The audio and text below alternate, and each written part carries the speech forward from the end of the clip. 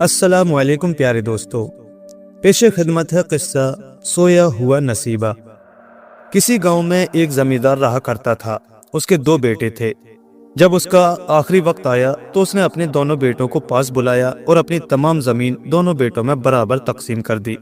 बड़े बेटे के हिस्से में जो जमीन आई वो बिल्कुल बंजर थी, जबकि छोटे बेटे के हिस्से में जरखेज जमीन का टुकड़ा आया। बड़े भाई ने सोचा कि अपने छोटे भाई के पास जाए और उससे कहे कि मेरी ज़मीन तुम ले लो और अपनी ज़मीन मुझे दे दो। बड़े भाई की ये दरख्वास्त ही अजीब थी। भला दुनिया में ऐसा कौन बेवकूफ़ था जो बंजर ज़मीन के बदले में अच्छी खासी सोना उगलने वाली ज़मीन दे देता। लेकिन छोटा भाई बहुत नेक और शरीफ था। वो अपने बड़े भाई को बाग की जगह देता था। उसने बड़े सुकून से भाई की बात सुनी और इत्मीनान से कहा, बड़े भाई, मेरी ज़मीन किसकी है? वो भी तो आप ही की है। अगर आपकी ये ख्वाहिश है कि जिस ज़मीन में मैं फसल बोता हूँ वो आप ले लें तो मुझे क्या एतराज़ हो सकता है? आप बड़े शौक से ले लें। दोनों भाइयों ने ज़मीनों का तबादला कर लिया। बड़ा भाई खुश था कि बंजर ज़मीन से छुटकारा मिला। अब वो मज़े से कम काम करेगा और भरपूर फसल ज़मीन से उगाएगा। मगर उसका ये शौक कभी पूरा न हुआ।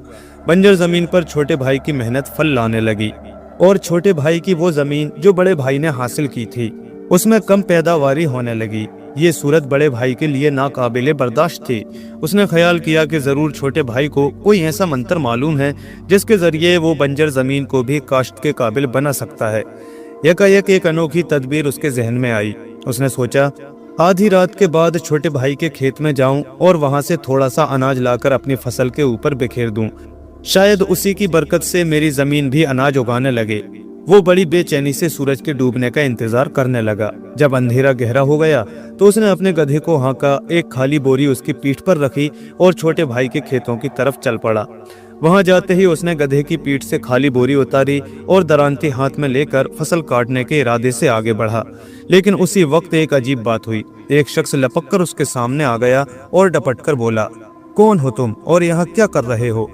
बड़े भाई ने हैरत से उस शख्स को देखा और इत्मीनान से पूछा, यही सवाल मैं तुमसे करता हूँ कि तुम इस वक्त मेरे छोटे भाई के खेत में छुपे हुए क्या कर रहे हो? ये सुनकर उस अजनबी शख्स ने जोरदार कहकहा लगाया और कहा, जानना चाहते हो कि मैं कौन हूँ? लो सुनो, मैं तुम्हारे छोटे भाई का नसीबा हूँ और ये मेरा फर्ज है कि उसके खेतों और खलियान की दिन रात हिफाजत करूँ ताकि कोई चोर उसे चुरा कर न ले जाए। बड़े भाई का मुंह ये अल्फाज सुनकर हैरत से खुले का खुला रह गया। देर तक कोई बात उसकी जबान से न निकल सकी। आखिर उसने बड़ी मुश्किल से अपने होशो हवास पर काबू पाकर कहा, क्या वाकई तुम मेरे